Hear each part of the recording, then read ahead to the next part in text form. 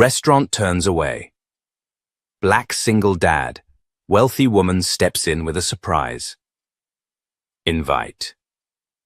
Marcus Turner shifted uneasily as the heavy wooden door of Le Jardin Bistro slammed shut behind him.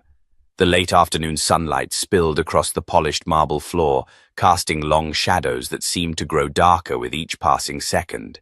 His son, 7-year-old Jamal, tugged at his worn jacket sleeve, eyes wide with confusion and hurt. The quaint little bistro, nestled in an upscale neighborhood of Chicago, had promised a peaceful dinner, a rare treat for the single dad trying to create a semblance of normalcy in their small world. But that hope was crumbling fast. Marcus cleared his throat, forcing a calm smile that felt brittle in the suffocating air. "It's okay, buddy. Let's just wait a minute." Jamal nodded, but kept glancing at the hostess station, where an elegantly dressed woman spoke in low tones with a stern-faced man in a crisp suit. They had just politely yet firmly denied Marcus a table. Again. The hostess, a slim woman named Chloe, approached them with a practiced smile that didn't reach her eyes. "I'm so sorry, sir." "We're fully booked, and we can't accommodate walk-ins at this time." Her words were polite, but the way her gaze flickered toward Jamal was quick and dismissive, as if the child's presence made the whole situation inconvenient. Marcus straightened his shoulders. "I understand." "We just wanted to have dinner. My son hasn't been out in a while." His voice was calm but carried a quiet firmness. "Is there any way we could wait?" "Maybe at the bar?" Chloe shook her head. "I'm afraid not. We have a strict policy." She glanced at the manager, who nodded approvingly. The message was clear. No exceptions. A knot tightened in Marcus's chest. "Is this because I'm—" He left the question hanging, the unspoken words heavy in the air. Chloe's lips twitched for a moment, an almost imperceptible smirk. "Sir, we don't discriminate here, but we do prioritize reservations and clientele." She looked at Jamal again, this time with thinly veiled impatience. "Maybe another time." Marcus felt Jamal's grip on his hand tighten, sensing the boy's silent confusion. "Come on, Jamal," Marcus whispered, trying to shield him from the sting of rejection. "Let's go." They turned away from the entrance, Marcus's heart heavy. The streets felt colder now, the laughter and chatter inside the restaurant a cruel contrast to their sudden isolation. Jamal's small voice broke the silence. "Daddy, why did they say no?" "Did I do something wrong?" Marcus knelt down, looking into his son's eyes. "No, baby. You did nothing wrong." "Sometimes people make mistakes. Sometimes they don't understand." He swallowed hard, fighting the urge to let the anger rise. "But don't ever think you're not good enough." As they walked away, the weight of the moment pressed down on Marcus. A single father, juggling 2 jobs and trying to give his son the life he deserved, yet facing invisible walls at every turn. The rejection wasn't just about a table at a restaurant. It was a reminder of a deeper systemic barrier he couldn't ignore. Meanwhile, inside Le Jardin, luxury mingled with complacency. Across the room, a woman named Vivian Langston observed the scene with keen eyes. Vivian, in her early 40s, carried herself with the grace of someone accustomed to power and privilege. Her tailored designer suit and diamond earrings marked her as a woman who owned not just wealth, but influence. Yet beneath her polished exterior, a fierce sense of justice burned quietly. Vivian had been dining with a group of socialites when her gaze was drawn to Marcus and Jamal. She saw the subtle rejection, the way the staff's polite dismissal masked an unspoken prejudice. A flash of indignation sparked inside her. She couldn't turn away. She excused herself from her table and approached Marcus as he reached the corner of the street. "Excuse me," she called softly, her voice calm but commanding. Marcus stopped, startled by the sudden voice. Vivian smiled warmly, extending her hand. I'm Vivian. I saw what just happened back there. It wasn't right. Marcus hesitated, unsure how to respond. Thank you, he finally said, shaking her hand. But it's just dinner. No big deal. It is a big deal, Vivian said firmly. No one should be made to feel unwelcome, especially not you or your son. Jamal peeked out from behind his father, eyes wide but curious. Vivian turned to him and crouched down, meeting his gaze. Hey, champ. Would you like to have dinner with me? I promise it'll be fun. Jamal's face lit up with a shy smile. Marcus looked at Vivian, skepticism mingling with hope. Are you sure? You don't even know us. Vivian's smile deepened. I know enough. Come with me. Let's make this evening one to remember. As they walked back toward Le Jardin, Marcus's heart lifted slightly. For the first time that day, he felt seen, not as a statistic or an inconvenience, but as a man and a father deserving of dignity. But Vivian had no idea that this encounter was just the beginning of a story that would unravel the quiet prejudices hidden beneath the city's polished surface, and challenge everyone involved to confront uncomfortable truths. Back at the bistro, whispers began to ripple through the room. Some diners watched with surprise, others with curiosity. The manager's face tightened as he saw Vivian leading Marcus and Jamal through the grand entrance, an unexpected guest with a powerful presence. Do you realize who that woman is? A waiter murmured to a colleague. If she speaks up, this place could lose everything. As the trio settled at a reserved table near the window, Vivian leaned in and whispered, This night is about more than dinner. It's about making sure you're never turned away again. Marcus nodded, a fire kindling in his chest.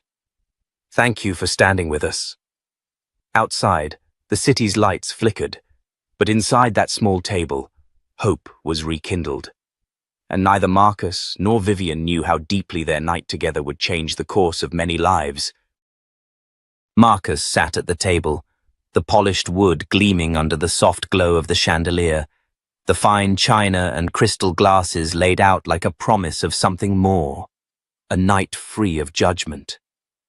Jamal fidgeted beside him, eyes darting around the elegantly dressed guests, the clinking of cutlery and the murmurs of conversations that felt like a different world.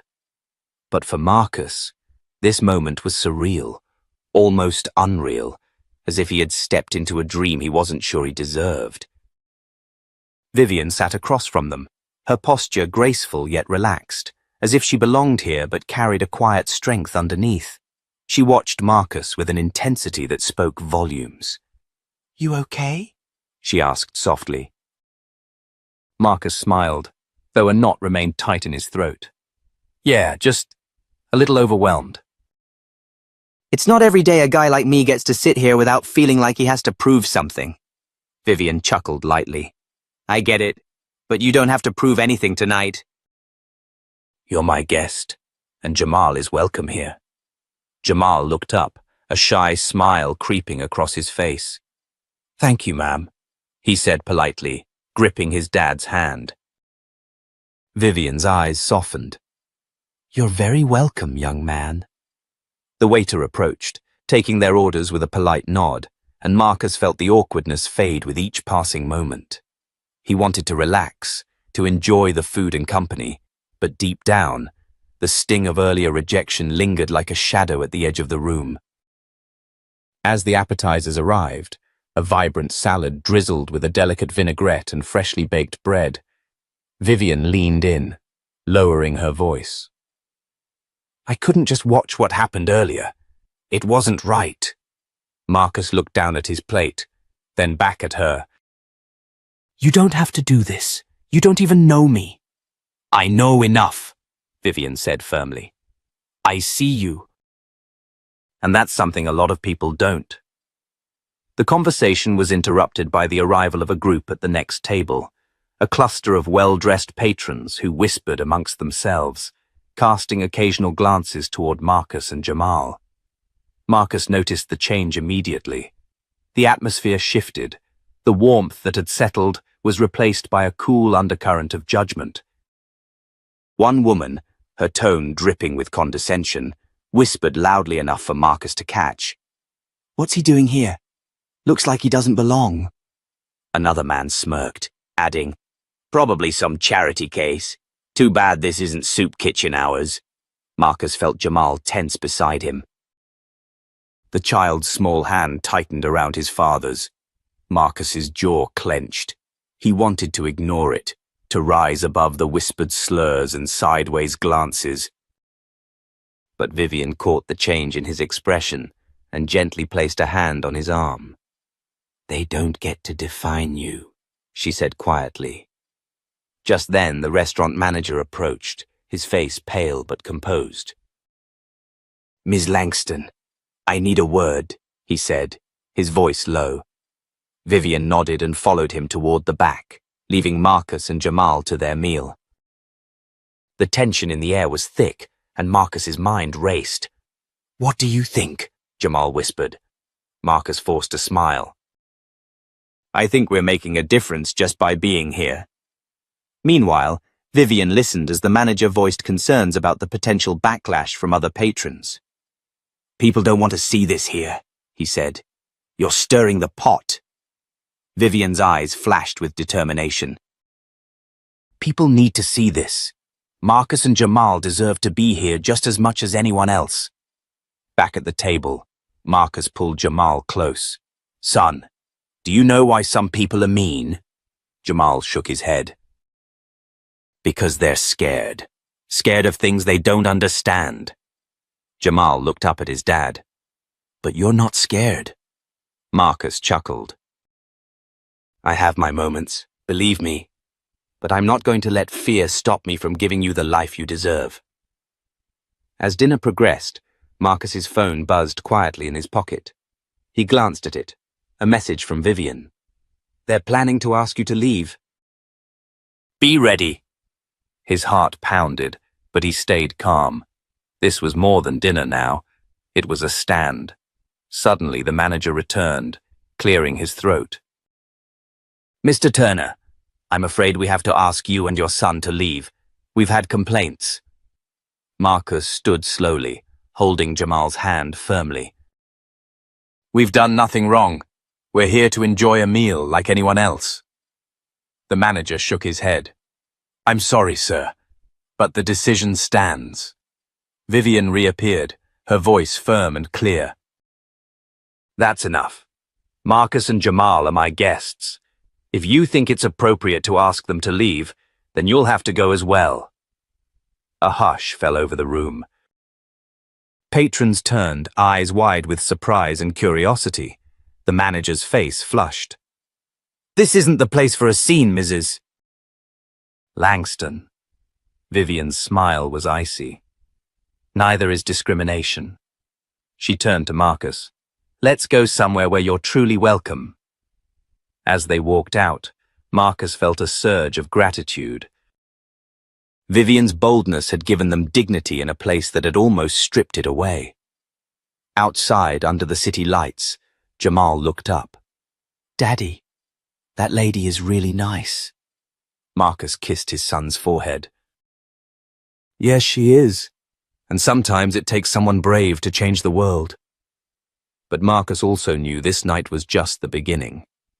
The fight for respect, for equality, was far from over. And with allies like Vivian, he felt ready to face whatever came next. The days following that tense dinner felt like a whirlwind for Marcus. The sting of being turned away, the whispered judgments in the restaurant, and the unexpected kindness from Vivian left a mix of emotions swirling in his heart. But as Jamal slept peacefully each night, unaware of the battles his father fought, Marcus found himself driven by something he hadn't felt in a long time. Hope. Vivian, true to her word, invited Marcus and Jamal to her home the next afternoon. Her modern house was a world away from the harsh streets Marcus had known before, yet it was filled with warmth. There were photographs of Vivian's family on the walls, vibrant paintings that spoke of dreams, and soft music that wrapped around them like a comforting embrace. "Make yourself at home," Vivian said with a smile, leading Jamal toward a stack of board games while Marcus sat down, still grappling with the realities they faced. "I don't know how to thank you," Marcus admitted, his voice heavy with gratitude. "You stepped in when no one else would. You made me feel human again." Vivian shrugged, brushing it off. "You don't have to thank me." "But there's more at play here. What happened last night? It's not just about a meal. It's about a system that doesn't see people like you the way you deserve." Marcus sighed, rubbing his forehead. "I know. It's been a lifetime of fighting to be seen for who I am, not just the color of my skin or the shape of my wallet." Vivian nodded thoughtfully. "Have you ever thought about standing up to that system? Not just for yourself, but for others who don't have a voice." The question hung in the air, heavy and challenging. Marcus looked at her, surprise flickering in his eyes. "I don't know if I'm ready for that kind of fight." "I've been surviving, not battling." "But you have strength," Vivian insisted. "You've already shown it. And sometimes the fight isn't a battle with fists or words. Sometimes it's a story told, a voice raised, a truth shared." Marcus reflected on her words late into the night. The city outside his small apartment buzzed with life, but inside, the walls seemed to close in. He thought about Jamal, the innocent child who deserved better than fear and exclusion. The next day, Marcus found himself at a community center, invited by Vivian to speak at a gathering. The room was filled with people of all ages and backgrounds, united by a desire for change. Marcus felt the weight of their eyes as he stepped up to the microphone. "Good afternoon," he began, voice steady but heartfelt. "My name is Marcus Turner. I'm a single father, and like many of you, I've faced obstacles that seemed impossible to overcome. Last night, my son and I were turned away from a restaurant simply because of who we are." Murmurs of agreement rippled through the crowd. Marcus's words grew stronger, more passionate. "But that rejection is not just mine to bear. It belongs to all of us who have been judged, dismissed, or forgotten. It's a call for us to stand together, to demand respect, dignity, and equality." As he spoke, Marcus felt a surge of power. The fight he feared was not just his. It was theirs. The people in that room were ready to listen, to act. Backstage, Vivian watched proudly. "See?" she whispered to herself. "This is just the beginning." But not everyone was ready for change. At the restaurant, word of Marcus's speech spread quickly. The manager, Paul, sat in his office, conflicted and defensive. "We didn't mean to be rude," he argued to the owner, Mr. Stevens. "We just have standards to uphold. We can't have just anyone coming in here, Mr. Stevens shook his head, his voice cold. "Standards?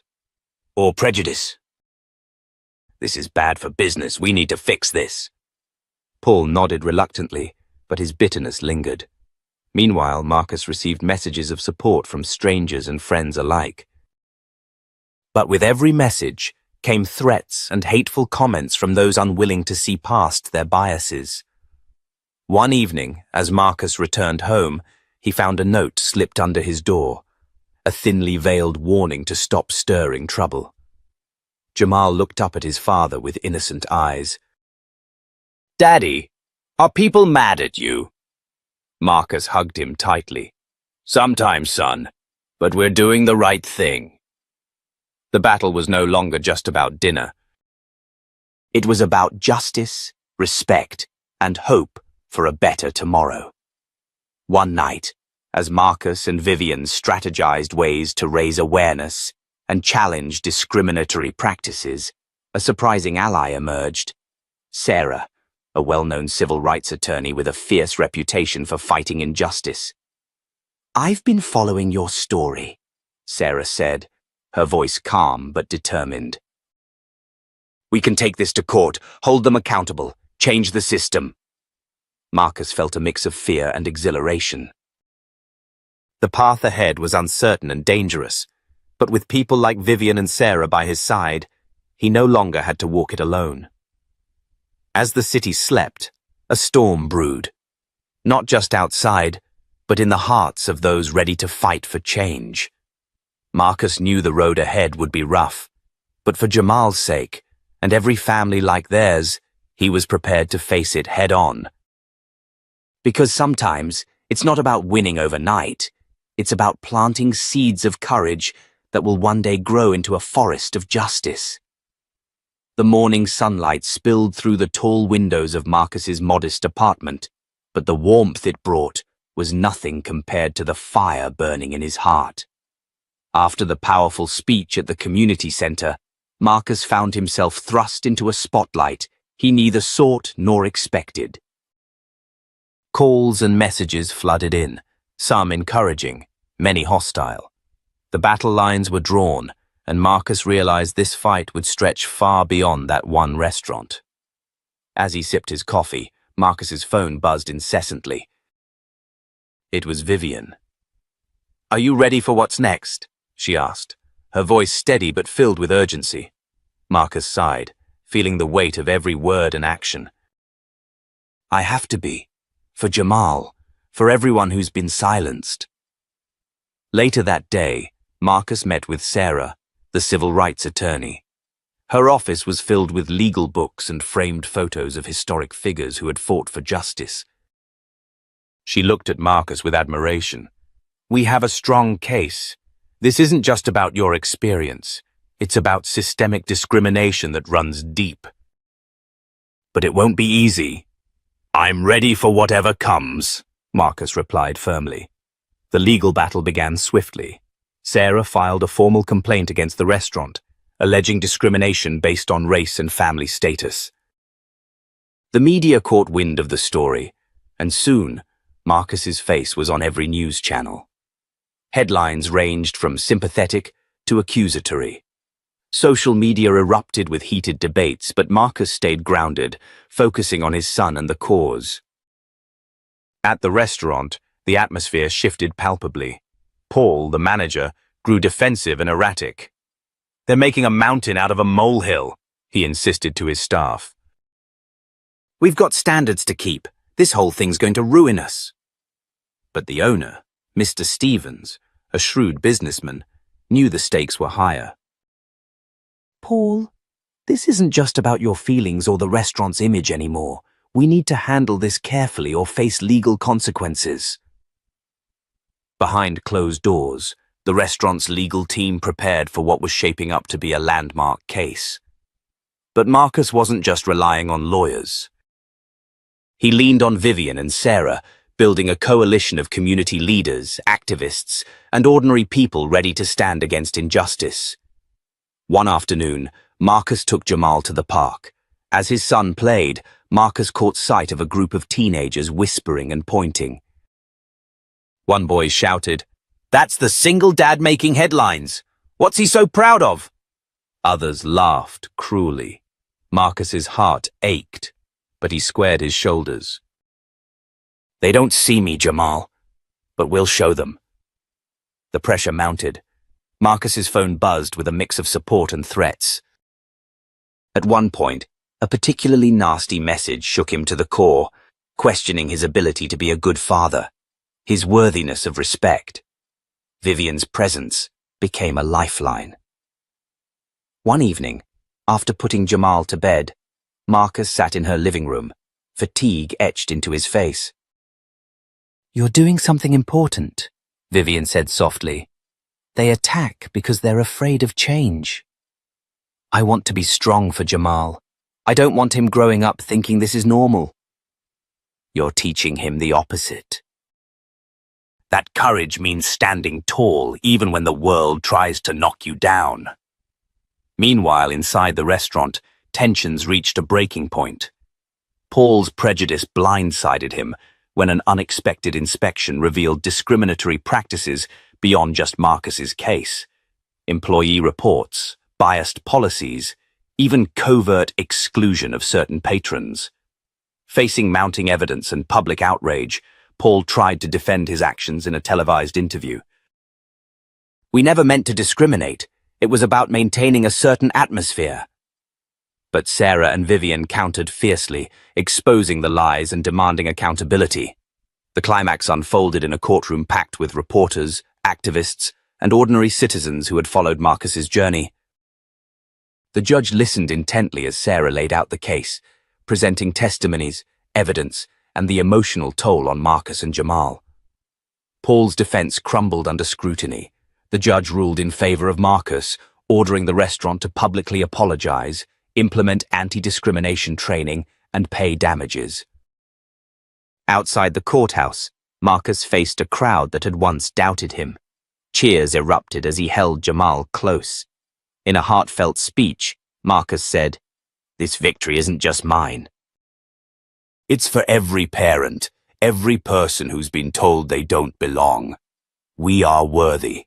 We are strong. And together we can change the world." But even in victory, Marcus knew the work was far from over. The case sparked conversations nationwide about systemic racism and inequality. Policies began to change, but the road ahead remained long. In quiet moments, Marcus reflected on his journey, from a man rejected at a restaurant to a symbol of resilience and hope. He looked at Jamal's smiling face and vowed to keep fighting, for a future where every child would grow up in a world free from prejudice. The days following the courtroom victory brought a whirlwind of change for Marcus and his son Jamal. The restaurant had issued a formal apology, but the scars left behind were still raw. The media buzzed with stories about Marcus's bravery, but not all attention was welcome.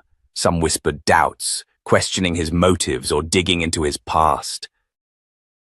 The fight for justice was far from over. It was evolving into something bigger, more personal, and far more complicated.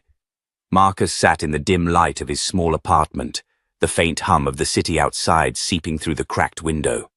Jamal was asleep, tucked safely into bed, but Marcus's mind was racing. He glanced at his phone, where messages from supporters and critics alike continued to flood in. A soft knock at the door interrupted his thoughts. Vivian stepped in, carrying a stack of papers and her usual determined expression. "We've got more calls for town hall meetings and interviews. People want to know your story, Marcus. This is becoming a movement." He managed a tired smile. "I never asked for this. I just wanted to feed my son dinner." Vivian shook her head. "Sometimes, the smallest acts ripple out in ways we can't predict." "But we have to be ready. This isn't just your fight anymore." The following week, Marcus found himself at the community center again, this time not as a speaker, but as a leader. The room was packed with people, single parents, activists, and ordinary citizens eager to share their stories. Marcus listened to their struggles, feeling a profound connection with each voice. One woman, Sarah, stood out. She was a single mother of 2, her hands rough from years of hard work. "We all face doors closed to us, Marcus. Your courage has shown us that those doors can be forced open." Her words echoed in Marcus's mind, fueling his resolve. But not everyone welcomed the change. Back at the restaurant, Paul's grip on his job was slipping. Whispers of his potential firing swirled among the staff. Desperate, he tried to rally support, spreading rumors about Marcus, trying to paint him as a troublemaker. One evening, Marcus received a text from an unknown number. "Back off, or you'll regret it." A chill ran down his spine. Vivian saw the message and immediately insisted on involving the police. "This is harassment, Marcus." "We can't let fear win." Marcus nodded, though part of him wanted to push through alone. "I'm not afraid." That night, as Marcus walked Jamal home, a shadowy figure lurked nearby. The weight of the threat pressed down on him, but the fierce love for his son kept him steady. The next day, A community fundraiser was held in Marcus's honor. The energy was electric, people from all walks of life coming together to support the fight against discrimination. Marcus took the stage, his voice steady but passionate. "We're not just fighting for one dinner or one restaurant," he declared. "We're fighting for dignity, for respect, for every parent trying to provide for their family. This is about changing the world for our children." The crowd erupted in applause, but Marcus's eyes searched the faces for the allies who would stand with him in the battles to come. Meanwhile, Paul's downfall accelerated. The restaurant owner, Mr. Stevens, finally acted, suspending Paul pending an investigation. The community demanded transparency, and a new manager was brought in, someone committed to inclusivity and respect. But the fight wasn't just external. Marcus faced moments of doubt and exhaustion. The relentless spotlight, the threats, and the endless meetings weighed heavily.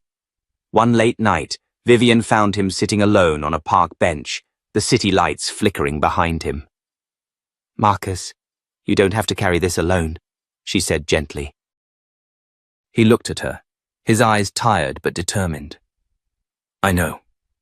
But if I stop now, who will fight for Jamal?" "For all the others?" Vivian nodded. "Then we fight together." As the chapter closed, Marcus realized this was more than a battle for justice. It was a journey of resilience, community, and unyielding hope. The momentum Marcus had built was undeniable, but the path ahead was anything but smooth. The public support grew louder, yet the forces pushing back became increasingly aggressive and calculated. Marcus knew the real test was just beginning, not just the fight for fairness in a single restaurant, but the broader battle against systemic discrimination deeply rooted in the city's culture. One morning, Marcus arrived at the community center to find Vivian waiting for him with a grave expression. "We need to talk," she said, her voice low. He followed her into a quiet room. "What's going on?" Vivian handed him a stack of documents. "There's an anonymous campaign targeting you. Fake social media accounts spreading rumors, attempts to discredit your reputation. They're trying to make you look like the villain." Marcus's jaw tightened. "So they're playing dirty?" "Yes," Vivian nodded. "And it's escalating. There was an incident last night. Someone vandalized the mural we painted in support of your cause." He clenched his fists. "They're afraid of change." "But we can't let them win." Determined to face the threats head-on, Marcus decided to hold a press conference. Word spread quickly, and reporters packed the room. Cameras flashed as he stepped up to the podium. "Good morning," Marcus began, his voice steady but charged with emotion. "I stand here not just as a single father fighting for respect, but as a symbol of every person who's been denied dignity because of their skin color or background. These attacks won't silence me or the movement we've started. We will continue to demand justice and equality for all." Afterward, as reporters scrambled with questions, Marcus noticed a familiar face, Elena Matthews, a local philanthropist known for championing civil rights causes. She approached him, her eyes filled with genuine concern.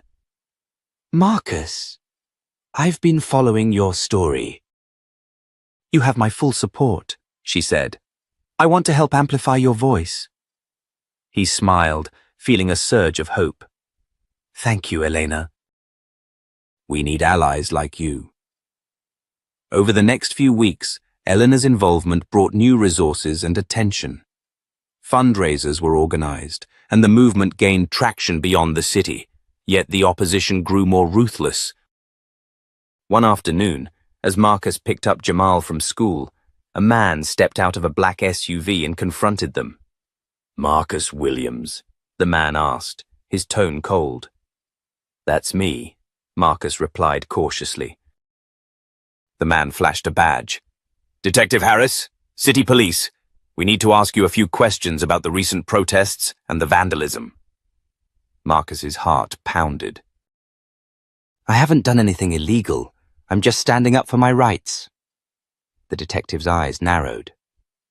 We've received reports linking you to inciting public disorder. This is serious. Vivian, who had arrived with them, stepped forward. Detective, Marcus has been peaceful and lawful in his activism. These accusations are baseless. The detective smirked. We'll see about that. You're coming with us for questioning.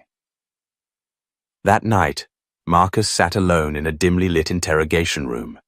The weight of the day pressed heavily on his shoulders. He knew this was a tactic, intimidation meant to break his spirit and derail the movement. Suddenly the door opened and Elena entered. "Marcus, you're not alone," she said firmly. "We're working on getting you out of here." Her presence was a balm. Together they strategized how to navigate this challenge without losing sight of their goal. Meanwhile, at the restaurant that had started it all, the new management implemented diversity training and community outreach programs. The staff who had discriminated faced disciplinary action, and new policies were put in place to ensure fairness. But Paul, the former manager, refused to accept defeat. He spread false narratives, trying to pit community members against Marcus. Yet his influence waned as more people saw the genuine impact of Marcus's courage. Back in the courtroom, a lawsuit was filed against the city for the wrongful detainment and harassment of peaceful protesters. Vivian took the lead, gathering evidence and testimonies from affected individuals. During one intense hearing, the judge reprimanded the police department for overreach and ordered reforms to protect citizens' rights. Outside the courthouse, Marcus addressed the crowd. "This victory isn't just for me. It's for every person who's been silenced and pushed aside.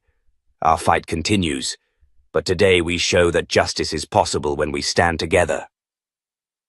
As the movement swelled, Marcus found moments of peace with Jamal. One evening, they sat on the rooftop of their apartment building, watching the city lights twinkle below. "Dad, are we really going to change things?" Jamal asked, his young voice hopeful. Marcus smiled, pulling him close. "Yes, son. Change starts with us. And together, we'll make sure it lasts."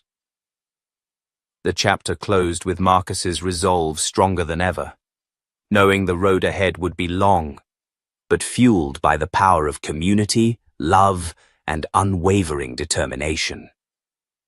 Marcus's journey had turned into more than just a fight for fairness at a restaurant. It had become a symbol of resistance against a system that often overlooked the struggles of ordinary people. But just when Marcus thought he had weathered the worst, a new storm was brewing. One late afternoon, Marcus received a call from Elena. Her voice was tense. "Marcus, we need to meet. Something's come up." At a nearby cafe, she slid a manila folder across the table. "Look at this." Marcus opened it carefully. The documents revealed a covert plan orchestrated by powerful figures in the city council, in league with business owners like Paul, to suppress voices like his by using intimidation, legal manipulation, and misinformation. They've been monitoring activists, planting fake evidence, and trying to smear reputations to keep control, Elena explained. And now, they want to silence you permanently. Marcus's heart raced. "So this isn't just about the restaurant?" "No," Elena said grimly. "It's about maintaining the status quo, keeping marginalized voices unheard."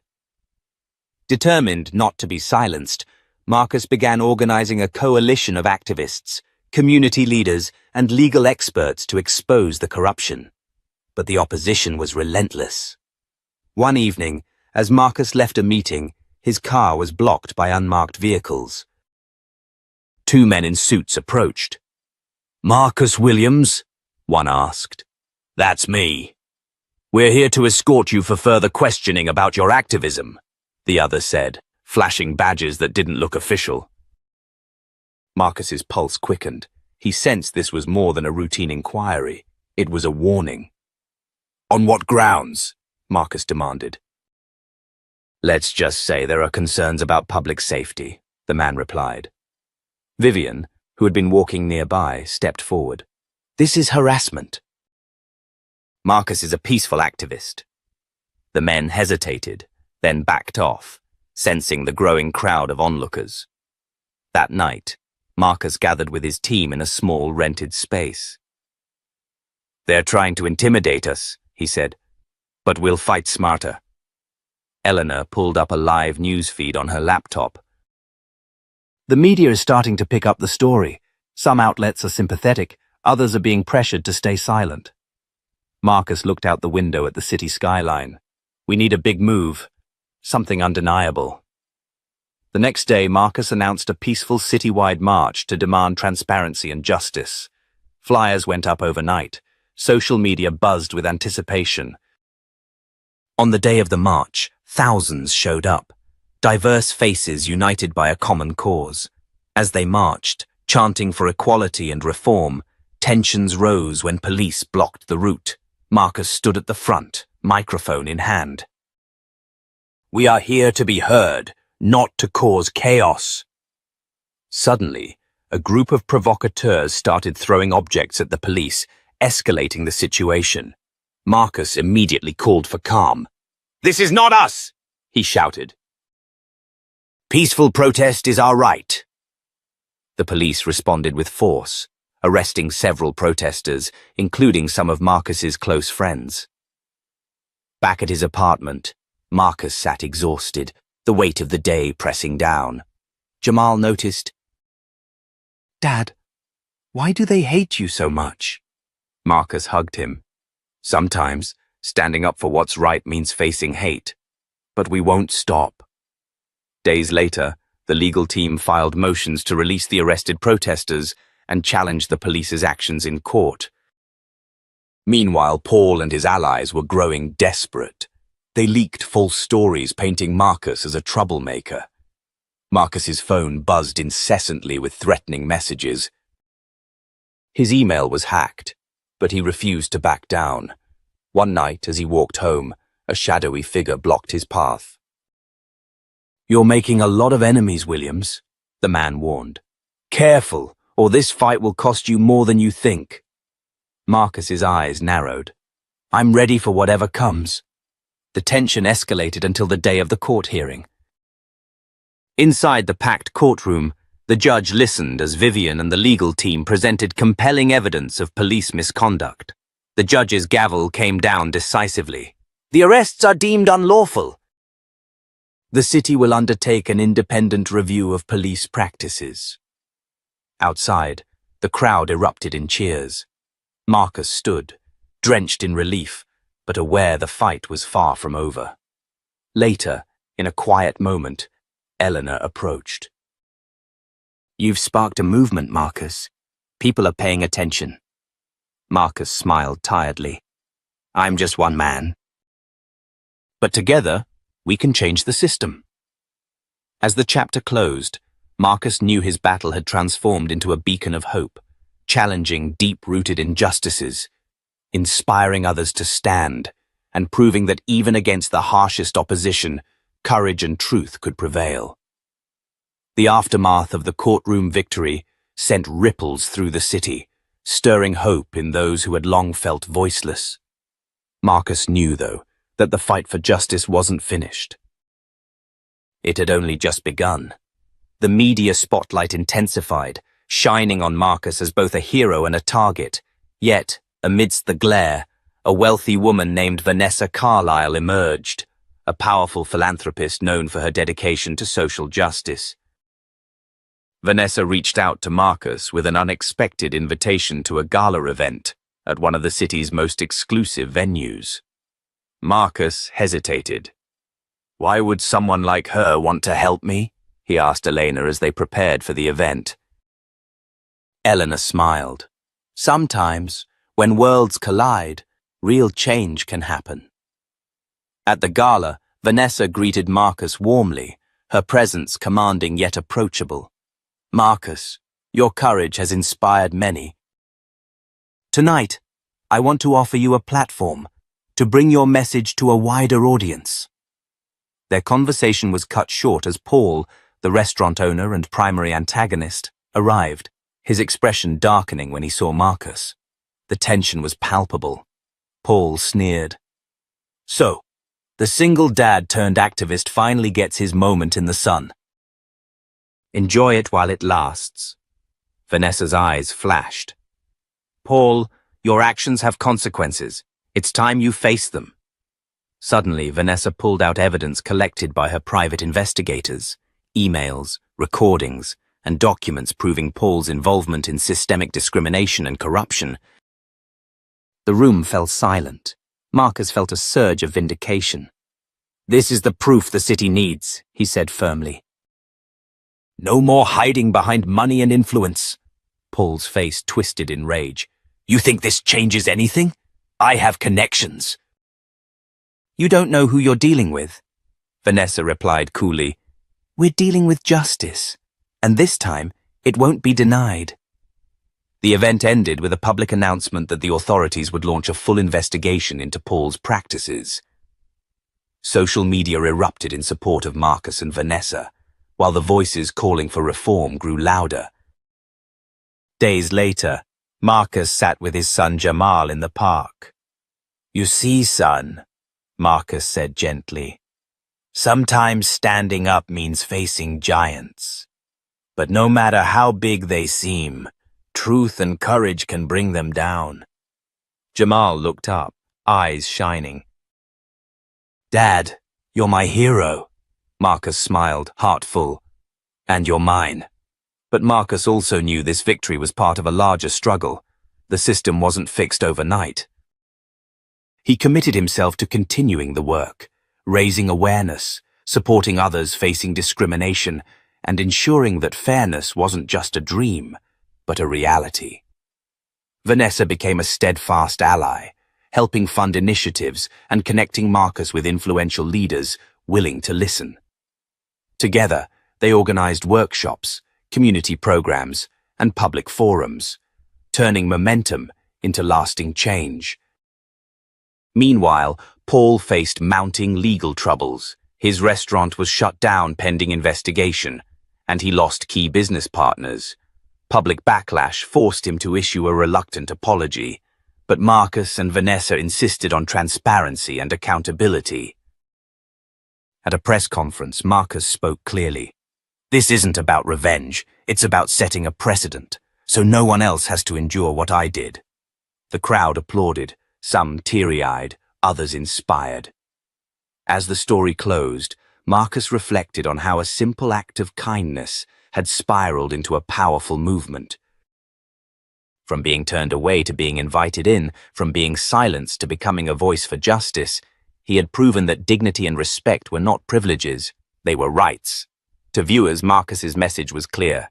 No matter your background or circumstance, you have the power to stand up, to fight, and to change the world around you.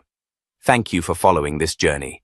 If this story touched you, share it, spread the message, and join us in supporting those who seek fairness every day. Don't forget to subscribe and turn on notifications for more inspiring stories. Together, we can make a difference.